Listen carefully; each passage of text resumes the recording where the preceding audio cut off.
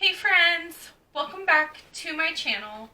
So today is a little bit different for a video. As you can see, my bookshelf is not behind me, and this isn't exactly a book video, so it's actually homework.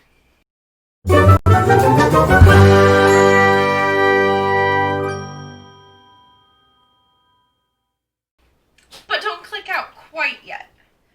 I mean, I'm going to school to be a teacher, and I'm going to be talking about reading strategies to help comprehension of kids or of my students, my future students. And I'm also going to be telling a little bit of story time with me as a kid. So if you want a different, more intimate video with me, then stay here.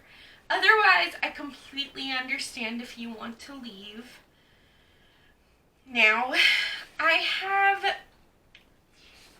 my assignment was to pick 3 of the 8 reading strategies that help with comprehension. So I have my 3. 2 of them have stories with them of why I picked that one. And the 3rd one, I couldn't think of a good story to tell. So I'm not going to. But let's just dive right in. I've never really done a video like this. Usually we're talking about books and, reviewing them and doing fun tags and stuff, so this is more just me and you are going to be talking for a little bit. So the first strategy that I picked was to activate prior knowledge or make connections. I specifically went with making connections, but they kind of both go together. They're like almost the same thing, almost. A bunch of notes on what I want to say, which feels very weird to me because usually I'm very unscripted, unfiltered, just say what I feel, but I wanted to make sure that I hit all my notes, for my assignment. So, let's dive right in. So for making connections, I put that making connections gets my students involved in their reading. It tells you what they already know, and it gets them thinking about what they're reading and connecting to it. I still connect to my reading all the time on this channel. I connect to the characters specifically. If I can't connect to a character, then most of the time I don't like the book. I feel like it'll be the same with students.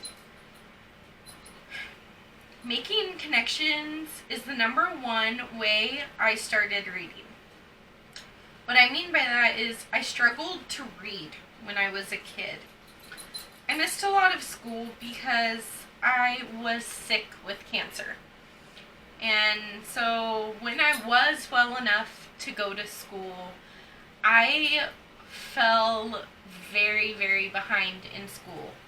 I didn't read my first chapter book until the 5th grade, and that was a struggle for me. It was so hard to get through this book, but I kept trying to read it because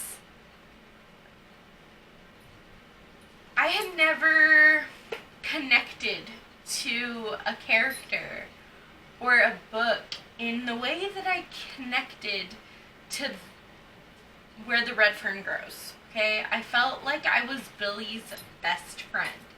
I felt like I was out there with his hunting hounds, Little Ann and Old Dan, and I felt like we were best friends. And I had never experienced that in my entire reading life or my entire life.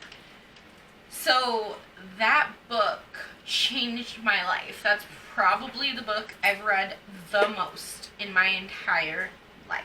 I finally felt like I belonged somewhere, because when I did go to school, I loved going to school to learn. I loved math. I loved science. And I particularly didn't like reading. Mostly because I didn't know how. So I finally pushed myself to read because I connected, you know?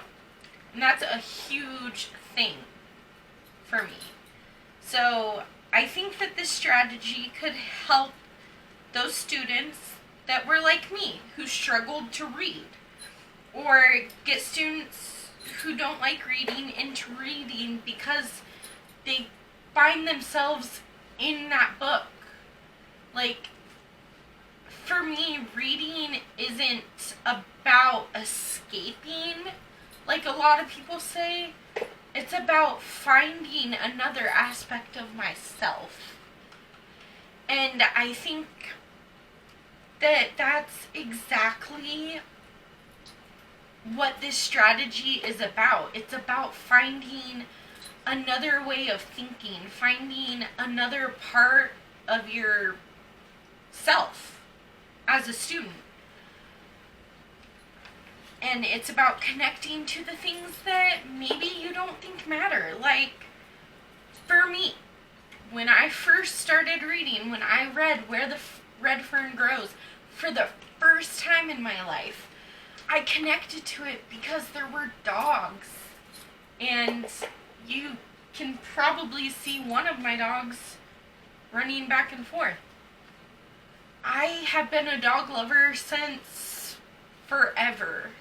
My dad had dogs growing up, and I have dogs now.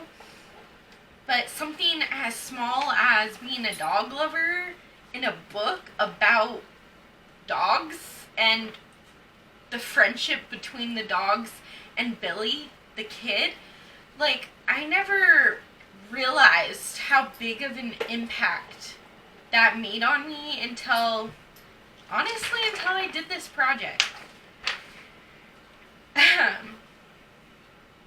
But I just think that connecting to what you're reading in one way or another, putting yourself in that story, is what's going to change the way my students comprehend and the way they read. They're going to start to enjoy it just like I did.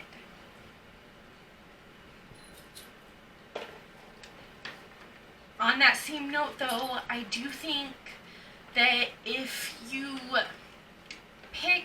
Okay, before I say this, I just want to note that I don't think there are bad books out there. I think that I'm not the intended audience for some of the books I read, and maybe you're not the intended audience for books that don't speak to you, or maybe it's just not something that fits well with you. And that's fine. Not all books are going to be for everyone, because life would be so boring if everyone liked every single book and every single TV show and every single song out there. You know, life would be so boring. So it's perfectly fine to be that way. I do think, though, if you have the wrong book for the wrong student, or a book that doesn't resonate with that student, then they're not gonna be able to connect to the book, and they're not gonna like it. So I don't think this strategy would work for every book and every student. I hope that makes sense. I'm trying to make sense, and it makes sense in my head, but I hope that I'm not just rambling and that it makes sense. Hi, Jelly Bean. Okay, so this is Jelly Bean. He's in a lot of my videos. Please excuse him. Making connections has to be with the right student, with a book that they pick, or a book that they can kind of see themselves in or can make best friends with. In those instances, making connections will work perfectly. But without those, I think it'll fall flat. And then the lesson that I would do is something that I'm calling engaged reading. When I was older, like in high school, I had something that we called engaged reading. So I'm kind of borrowing that. But it's where your students just make connections as they're reading. I would have sticky notes for different things like connections, predictions, questions, and they would all be different colors. And as they're reading, I would like them to write what they're thinking and sticky note it. That way we can go back and it will be easier to do like a summary or a worksheet after they read. Also make them an anchor chart so that they know the different kinds of connections, because there's like connection to self, connection to a movie or a TV show, connection to another book, that kind of thing. And I want them to know connection, text to text, text to self, or text to movie. I believe those are all of them. There might be more, but those are the ones that I clearly remember when I was in school. And then the second of the eight, or the second strategy that I picked was questioning.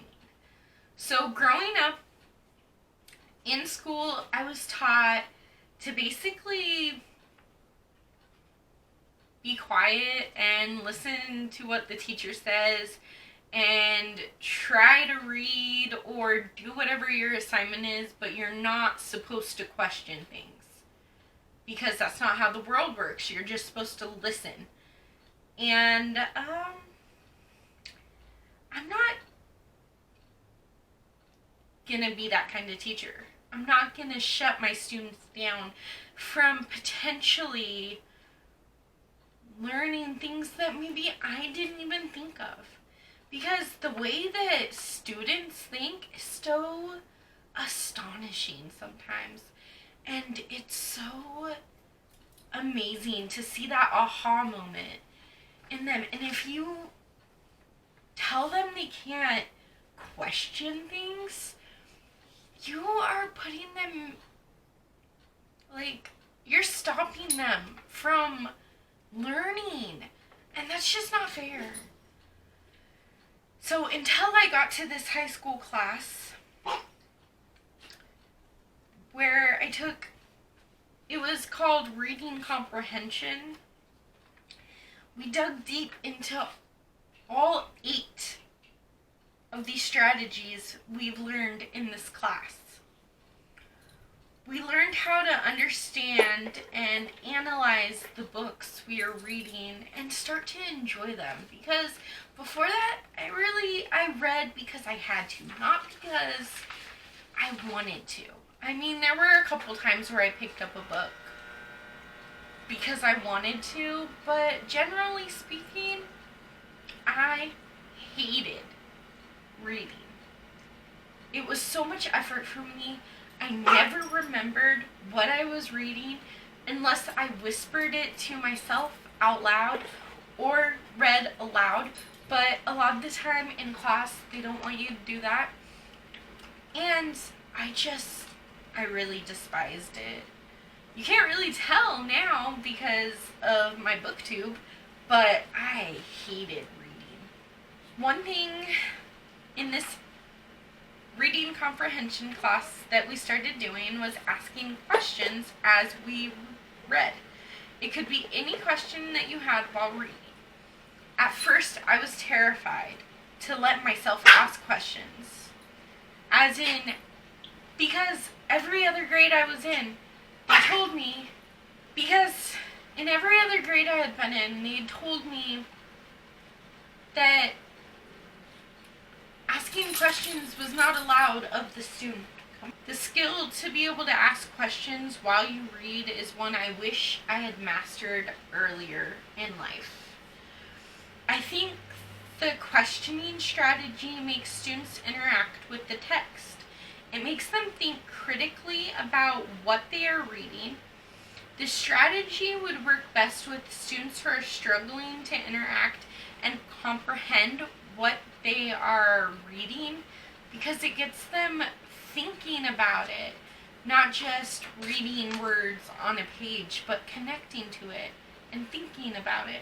So the strategies that I picked all connect to each other, and I think that was part of the point of this assignment. The only thing I could think about for who it would be difficult for was that it might be difficult for ELA students to connect with the text that makes them think in such a way to come up with questions, more so because of the language barrier than anything else.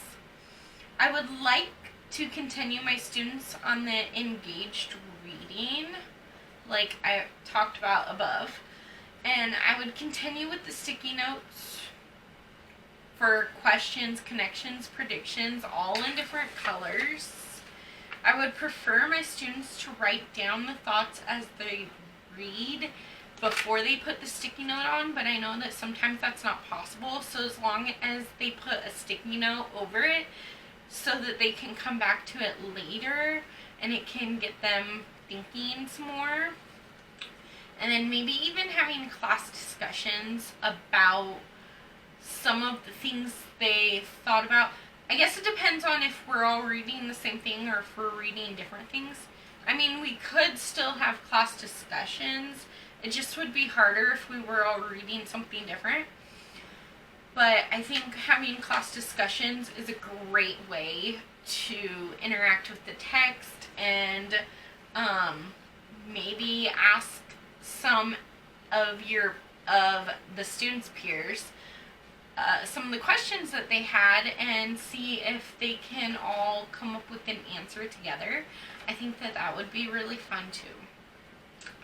And then the last strategy that I used, or that I'm going to be talking about here, is retelling or summarizing, which is the strategy in which students tell you the most important parts of the text, or they can identify what was important versus what wasn't as important in the text. It was kind of just helping the main point.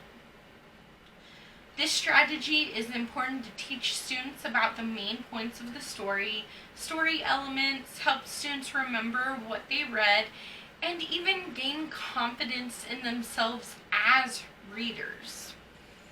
The thing that I like most about summarizing from when I was a kid was that when I was summarizing what I had just read, I didn't really understand how this would help me as a future reader or a future educator or anything. I just kind of thought my teachers were making me write something and that it wasn't going to be very helpful down the line, but I was very much wrong, and I'm so glad that they made me summarize. I remember in my reading comprehension class, after every reading session, we would write a summary of what we read. And most of us, we always read different books. So I just I don't know, I never really understood until more recently how beneficial summarizing can be to making, basically, summarizing or retelling the story helps it go in your brain more, helps you remember more, and I just really enjoy that because I didn't know I was learning anything at the time, but now I do. I feel like the struggling readers would benefit most from this because they would have the reading assignment and then they would be able to write down or tell me what they learned from that passage or from the book or whatever we ended up reading. And it would help them to key in on the main points of the text and hopefully implement it into their brain, into their memory. So I think that they would benefit the most. And then I couldn't really think of who would not benefit from this. But again, I put ELA students because of the language barrier again. But honestly, I don't know how big of a barrier it would be. I mean, I think it will be a barrier, but I think there are ways around it. Like, instead of having them write a summary, you could just have them draw a picture of the main points or pictures of the order of things happening and the important parts of the story. Or even draw some symbols that might help them remember. I think there's ways around it, but I definitely do think that the ELAs would struggle the most with summarizing. And then, like I've already said, at the end of our reading, I would have my students write down any questions that they still have and write a summary of what we read today. And if it happens to be that we're all reading the same book, then I would have like a book talk or a class discussion about either the chapter that we read or the book that we just read. I personally want to be a kindergarten teacher, so I don't think I'll be reading chapter books to my littles. I think that that's a little bit too advanced for most kindergartners. So we'd probably just be reading a lot of picture books, which I adore picture books. I adore all books, actually. But I think we'd just talk about it as like a big class discussion, a class talk type of thing.